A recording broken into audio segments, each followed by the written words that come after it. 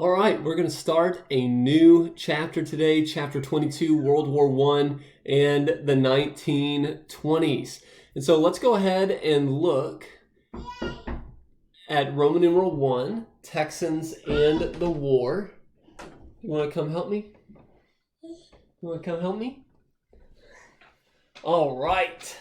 So Texans and the War. First, can you say hi? Say hi to the camera. Yeah, can you blow him a kiss? Oh, very sweet. All right, so Roman numeral 1, Texans and the War. In 1910, there was a power struggle in Mexico. In 1915, I know this is very interesting and even shocking information, but I'm going to have to ask you to not squeal so much. I've got a lecture to teach. Yeah, a lecture.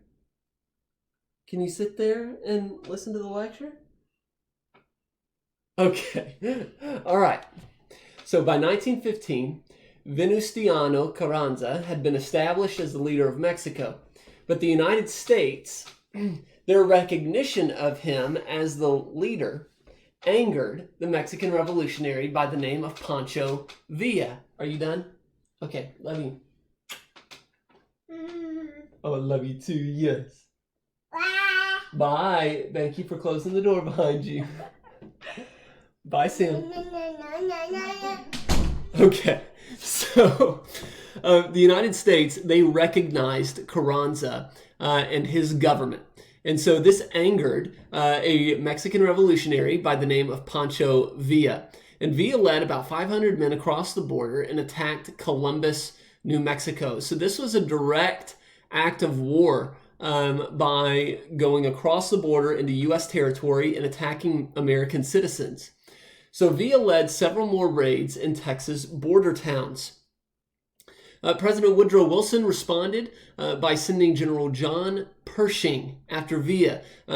Pershing would later have a nickname, Blackjack Pershing.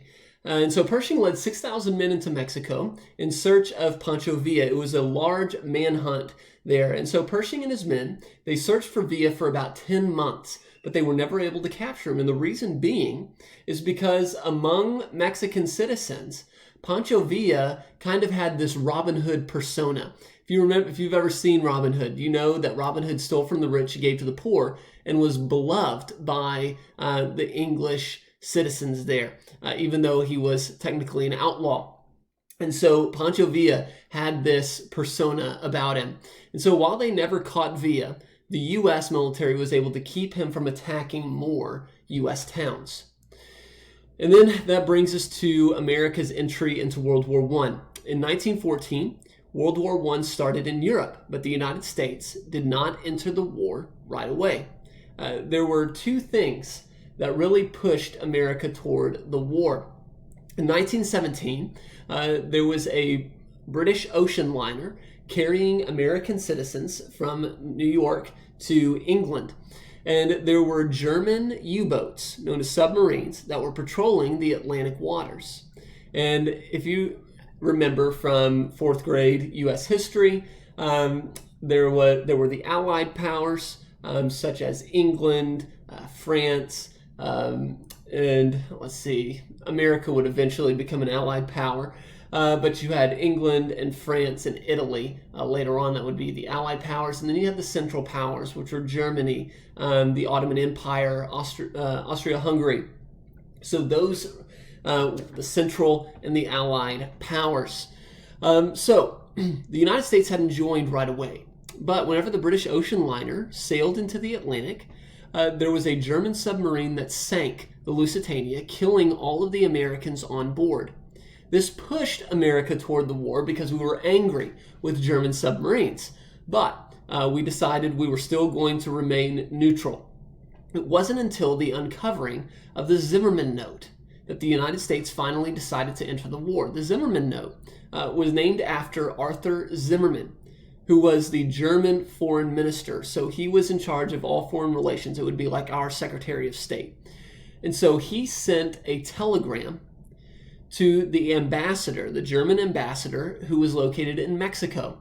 And he told the German ambassador, tell Mexico that if they help us in the war against the United States, then after we win the war, successfully invade the United States, we're going to give you New Mexico, Arizona, and Texas. We're going to give you the land that you lost in the Mexican War. Well, this telegram was sent, but it was intercepted by the British.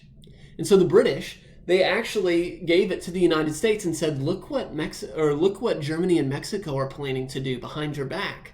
And so once this telegram was released in the press to the public, Americans were outraged.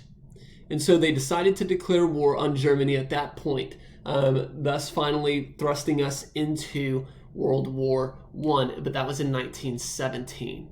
All right, so that's where we're going to stop today. You do have homework.